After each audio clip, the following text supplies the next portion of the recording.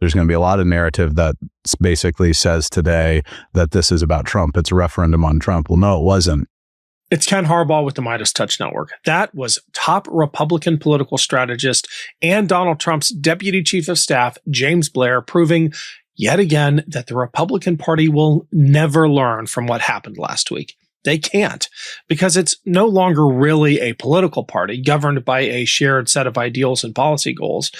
It is a cult of personality, a wholly owned subsidiary of Trump Incorporated. And honestly, Donald Trump doesn't have much incentive to accept the truth, which is that the vast majority of Americans are rejecting not just his policies, but his presidency. This is a special kind of denialism, though. It's certainly reinforced by the fact that Donald Trump hates bad news and by the fact that the people he surrounded himself with are cowards, unwilling to tell their king that he is in fact naked. But it's also the case that Donald Trump and his family are doing just fine. The presidency has turned them into billionaires through their crypto scams alone. And here's a little secret that Republicans haven't seemed to have caught on to. Donald Trump doesn't actually care about the Republican Party. I spoke to one of my favorite former Republicans about this, Adam Kinzinger, in part one of our conversation yesterday. We talked about his new biopic, The Last Republican. Today, we unpack last week's election results and what they mean for his former party. Here's me and Adam. As a former Republican, someone who understands the psyche, back me up here. I don't think the Republicans are going to learn anything from this. I think they have already cast the die. They are going to double down on the extremism because they've kind of trapped themselves. Am I right? Yes. And here's the other problem. If you put them on the CIA juice, which by the way doesn't exist, I've learned, but I'm still using it. If you put them on CIA truth serum, they would tell you that they need to course correct. The problem is, the second Trump turn particularly, I mean, it's weird how much I can look back at the first Trump turn and see how much better it was in comparison, which says a lot. And, but they can look at this Trump term and say, look, I want to go against the president on this, or I want to have him step back a little bit on the deportations, but they can't do that because the message has been sent clear. You can have no daylight between you and Trump. Now, here's the problem. Trump, despite the conspiracies, Trump is not running for re-election. And so Trump doesn't really care about, can he get reelected with this? Because this is like dark Kinzinger, by the way. I also think it's possible that Trump doesn't want the Republicans to win in 28 because that way he can say that he's the only Republican that can win. I mean, when you're a deep narcissist, that's possible. But regardless, he basically doesn't care. And so he's dragging this party with him. And, the sad thing is there's a human impact to that, which is real. But from a political perspective, I think Republicans are going to fail to pick that up, to understand it, to make a difference. They're going to get absolutely crushed. I think you're right. I put this question to every elected and every candidate. And for now, I'm going to put you in the same box, mostly because I want your take on this. How do you feel about emphasizing accountability? Look, I know we got to hammer kitchen table issues. I know we have to talk about the economic stuff, but I feel like, and I think last week was a validator for this, that Americans are looking for someone who's going to stand up to what's happening in the streets with DHS, with ICE.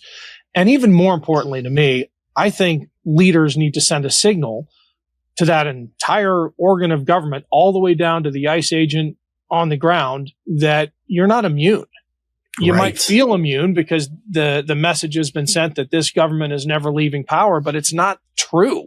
Law and order still matters. Accountability still matters. And if you're breaking the law and assaulting people under color of law just because you got a badge, that's not going to protect you. 100% agree with you on this. And I've been making the same point. Look, think about it. So 3 years looking forward seems like a long time. If you look back, 2022 doesn't feel like that long ago, right? Yeah. That was 3 years ago. So I think the Democrats should be, talk about the kitchen table issues. You have space in voters' minds for a couple of good points. The other one is this, though. Qatar, you want to give us a $400 million jet as a bribe? We're going to have hearings on that, and we're going to subpoena some of the communications that happen. And by the way, make it clear to the American people that now the taxpayers are spending $1 billion on this jet, and then Donald Trump takes it with him when he leaves. So we still have to buy a new Air Force One.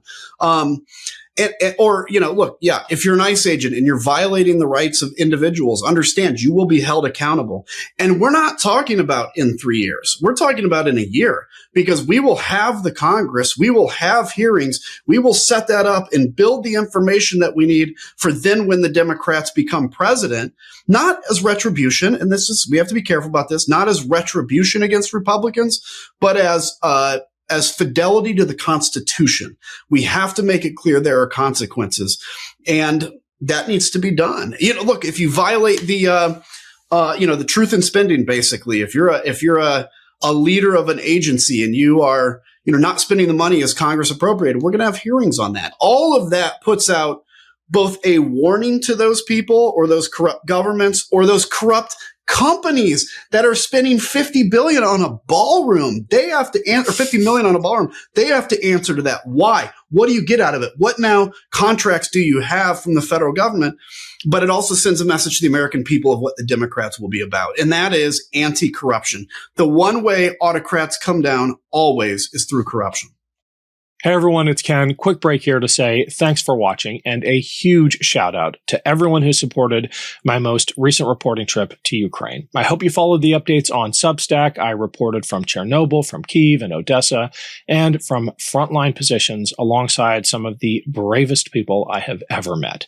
If you haven't yet signed up for my Substack, please check it out. It's free to join. The link's below. Thanks.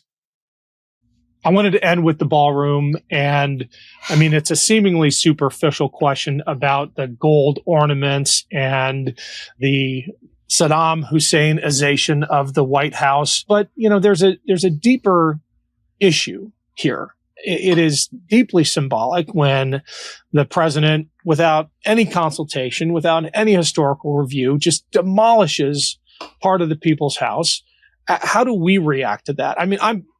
Part of me wants to demolish the ballroom that he puts up, but we got to be practical, right?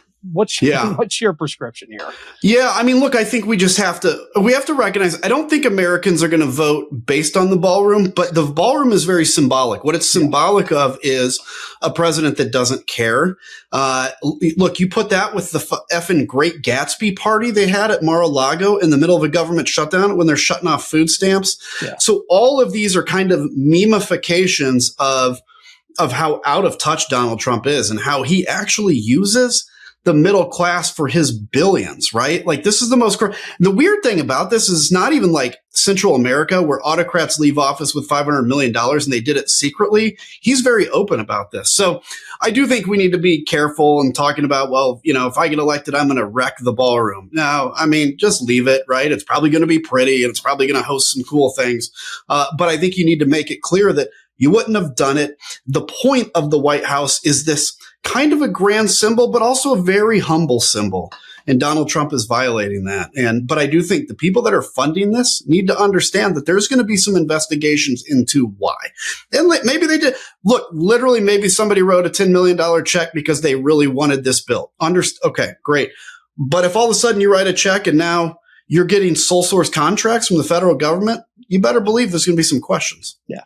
We haven't even talked about pardons. Let's do that the next time we meet, Adam. I think you should run for DNC chair. Would you consider it? Oh, God, no. That would be like the worst. You got to call people and raise money. Oh, my God. Well, you've got great ideas.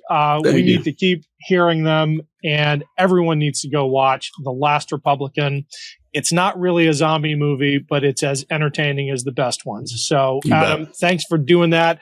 I know, I've talked to you about the behind the scenes stuff, but you can appreciate in the movie how hard it was to do that after, a lifetime of devotion to this party and going against it. Any final thoughts? Yeah, when I watch it, it's an emotional experience to watch it.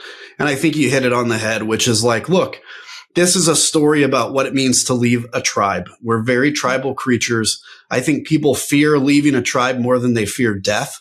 And I think it's a human story about that as much as anything. Awesome. Thanks, Adam. Links in the show notes. Take care. Love this video? Support independent media and unlock exclusive content, ad-free videos, and custom emojis by becoming a paid member of our YouTube channel today. You can also gift memberships to others. Let's keep growing together.